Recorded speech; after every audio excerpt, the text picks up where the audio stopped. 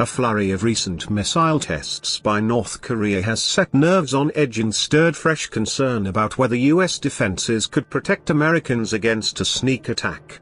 North Korea has detonated nuclear devices and is trying to develop long-range missiles capable of reaching the United States. The Pentagon has spent more than $40 billion on the ground-based Mid-Course Defense System, GMD for short. It's designed specifically to thwart a nuclear strike by North Korea or Iran. Yet there are grave doubts about whether it's up to the task. Here is a look at the system's origins, how it's supposed to work and the technical problems that have bedeviled it. It's designed to defend the United States against a limited nuclear attack. That means a strike with a handful of missiles, as opposed to a massive assault of the kind that Russia or China could launch. The United States relies on deterrence, the threat of overwhelming retaliation, to prevent Russia or China from ever unleashing missiles against us. In the case of North Korea or Iran, we would rely on GMD to knock incoming warheads out of the sky. By intercepting incoming warheads in space, just as they're about to begin their re-entry into the atmosphere. That's the approximate mid-course point in a warhead's journey from launch pad to target. The GMD interceptors are 60-foot tall, 3-stage rockets.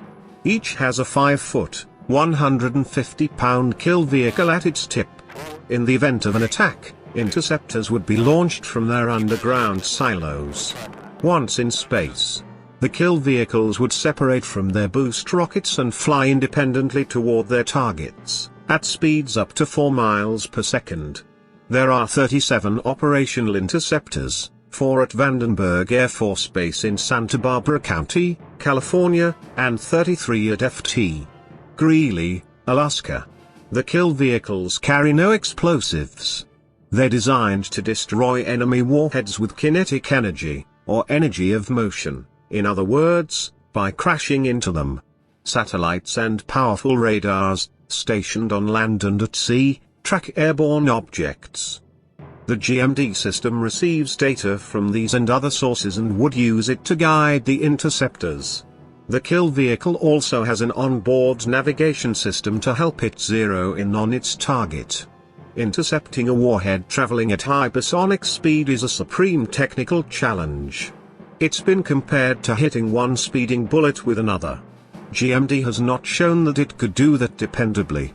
The system has performed poorly in flight tests, and technical problems keep cropping up. In 9 simulated attacks since GMD was deployed in 2004, interceptors have failed to take out their targets 6 times. And the flight tests are much less challenging than an actual attack would be.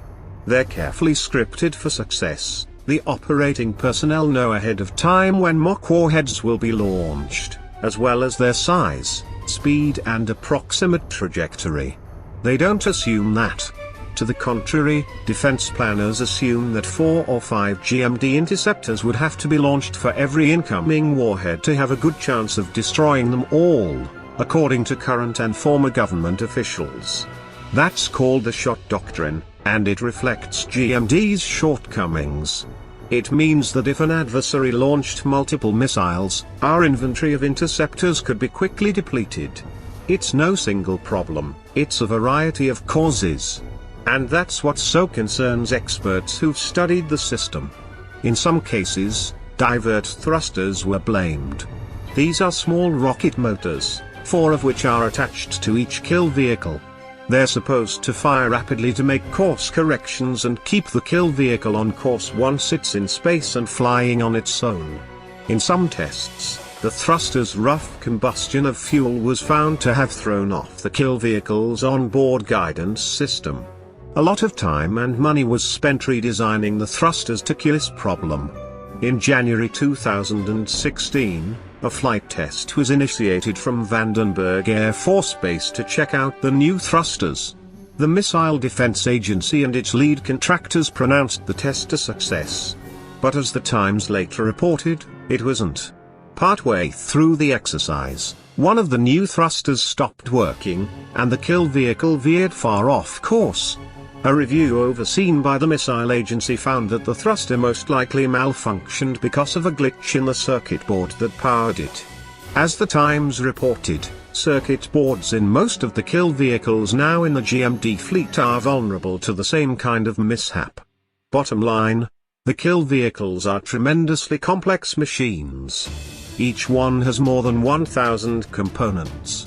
And because of the speed with which they've been produced and deployed, no two are identical.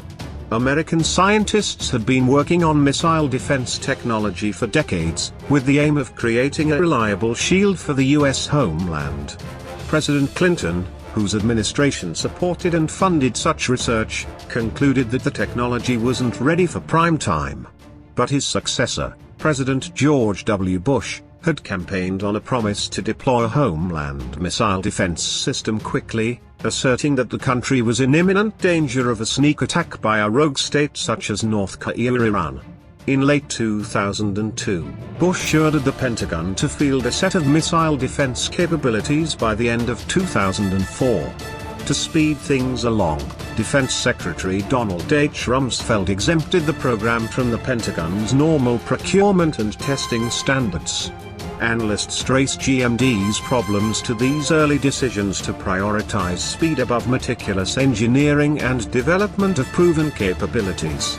The Government Accountability Office, a nonpartisan investigative arm of Congress, reported last year that GMD's test record has been insufficient to demonstrate that an operationally useful defense capability exists.